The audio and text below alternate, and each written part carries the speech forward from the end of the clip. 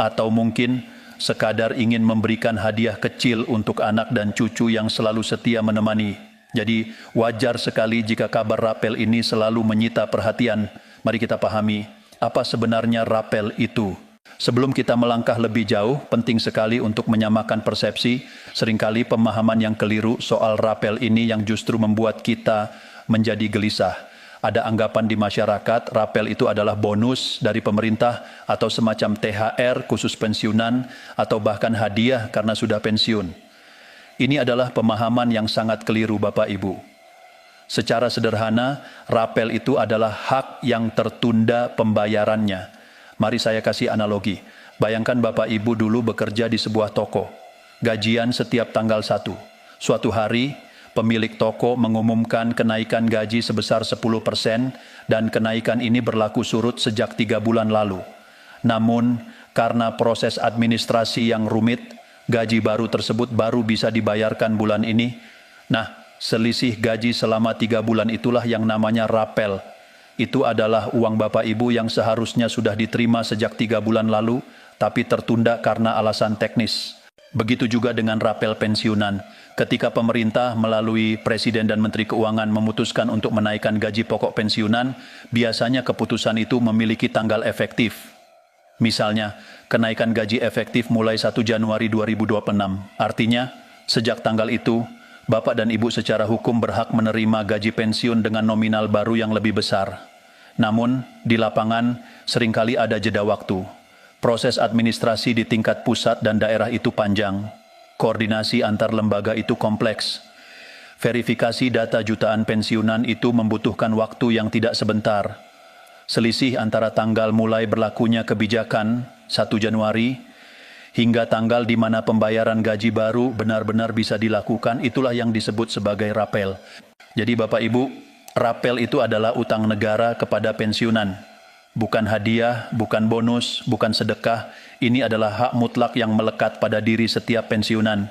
Ini adalah selisih antara gaji lama dan gaji baru yang memang seharusnya dibayarkan. Kalau nanti rapel itu cair, itu bukan karena pemerintah tiba-tiba bermurah hati, tetapi karena negara sedang menunaikan kewajiban konstitusionalnya. Pemerintah melalui pejabat-pejabatnya pun selalu menegaskan bahwa pembayaran rapel dilakukan untuk memastikan keadilan, kepastian hukum, dan penghormatan atas hak seluruh pensiunan. Dengan memahami ini, saya harap hati Bapak Ibu bisa lebih tenang. Hak itu tidak akan hilang, hak itu hanya tertunda. Tugas kita adalah memastikan kita mendapatkan informasi yang benar tentang kapan hak itu akan diberikan, membedah kabar yang beredar antara fakta dan fiksi.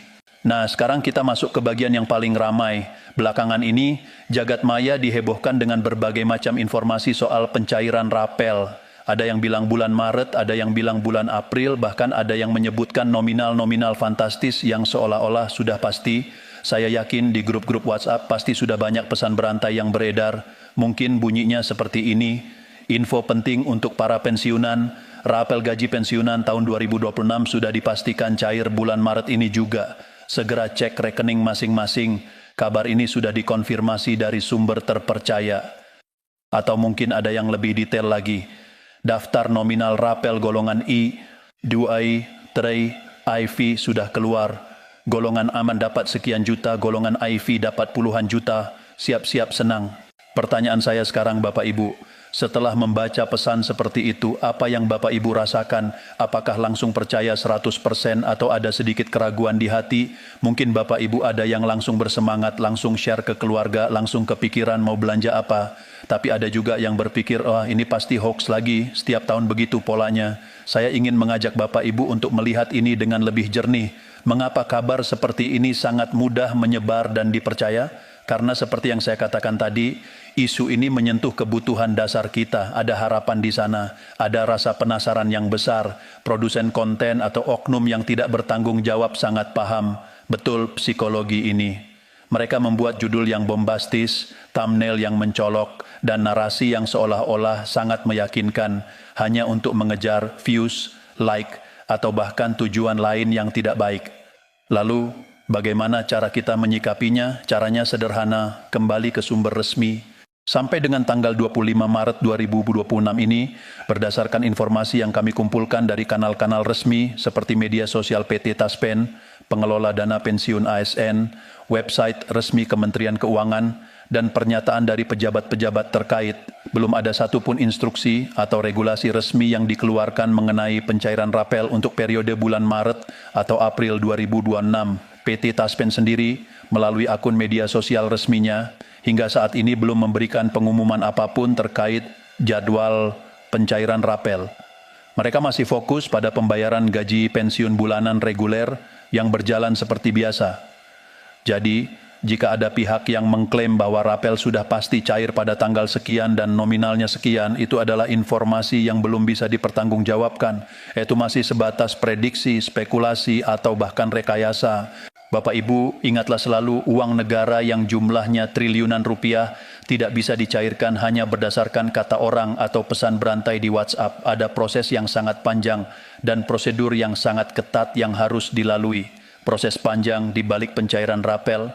Mengapa prosesnya lama? Mengapa kita harus sabar? Agar Bapak Ibu lebih memaklumi, saya akan jelaskan tahapan-tahapan penting yang biasanya dilalui sebelum rapel bisa cair.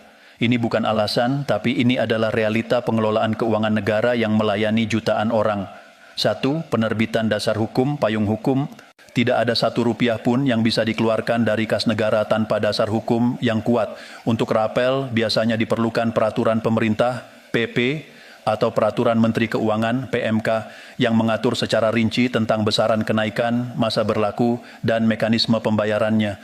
Sampai saat ini, untuk tahun 2026, kita masih merujuk pada PP nomor 8 tahun 2024. Belum ada payung hukum baru yang diterbitkan untuk kenaikan gaji di tahun 2026. 2. Proses penganggaran. Setelah payung hukum terbit, Kementerian Keuangan harus menghitung berapa total dana yang dibutuhkan untuk membayar rapel kepada seluruh pensiunan di Indonesia. Angka ini tidak kecil, pasti mencapai triliunan rupiah. Jumlah ini kemudian harus dialokasikan dalam anggaran pendapatan dan belanja negara (APBN). Proses ini melibatkan koordinasi yang sangat intensif antara Kemenkeu, Kementerian PNRB, dan lembaga terkait lainnya. 3. Verifikasi data oleh PT Taspen dan PT Asabri. Ini adalah tahap yang paling krusial dan memakan waktu. PT Taspen untuk pensiunan ASN dan PT Asabri untuk pensiunan TNI Polri harus memverifikasi data satu persatu dari jutaan pensiunan. Mereka memastikan bahwa data golongan, masa kerja, pangkat terakhir, dan nomor rekening semuanya akurat. Kesalahan sekecil apapun di tahap ini bisa berakibat fatal seperti salah transfer atau dana tidak masuk. Mereka bekerja ekstra keras untuk memastikan data yang ada valid. 4. Sinkronisasi dengan bank mitra. Setelah data valid, Taspen dan Asabri harus menyinkronkan data tersebut dengan bank-bank mitra penyalur seperti Bank BRI, Bank Mandiri, BNI, BTN, dan lain-lain.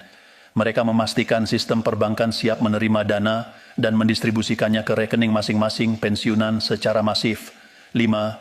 Penjadwalan pencairan. Tahap terakhir adalah penjadwalan. Pencairan rapel biasanya tidak dilakukan serentak dalam 1 hari untuk seluruh Indonesia. Mengapa? Untuk menjaga stabilitas sistem perbankan dan memastikan proses verifikasi berjalan dengan tertib. Seringkali pencairan dilakukan secara bertahap, misalnya berdasarkan wilayah klaster atau berdasarkan kelompok pensiunan, pensiunan pusat, pensiunan daerah, TNI, Polri. Ini adalah bentuk kehati-hatian pemerintah demi kenyamanan kita semua. Nah, Bapak Ibu, sampai dengan tanggal 25 Maret 2026, berdasarkan informasi yang ada, proses-proses tersebut belum mencapai tahap final.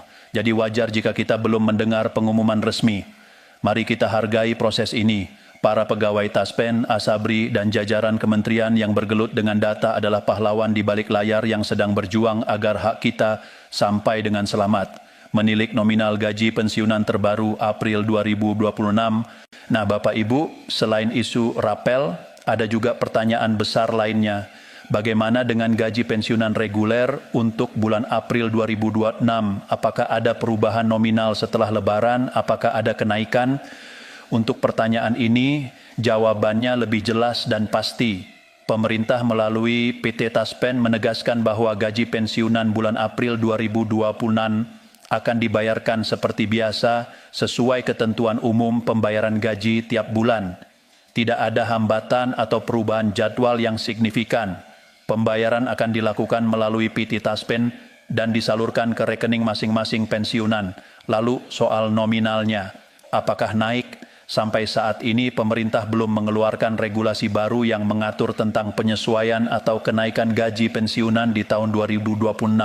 Oleh karena itu, dasar hukum yang masih berlaku dan menjadi acuan adalah Peraturan Pemerintah Nomor 8 Tahun 2024. Dalam PP Nomor 8 Tahun 2024 tersebut, telah ditetapkan adanya kenaikan gaji pensiunan sebesar 12% yang mulai berlaku sejak tahun 2024. Besaran kenaikan dan nominal gaji pokok pensiunan yang tercantum dalam PP tersebut masih menjadi acuan hingga saat ini.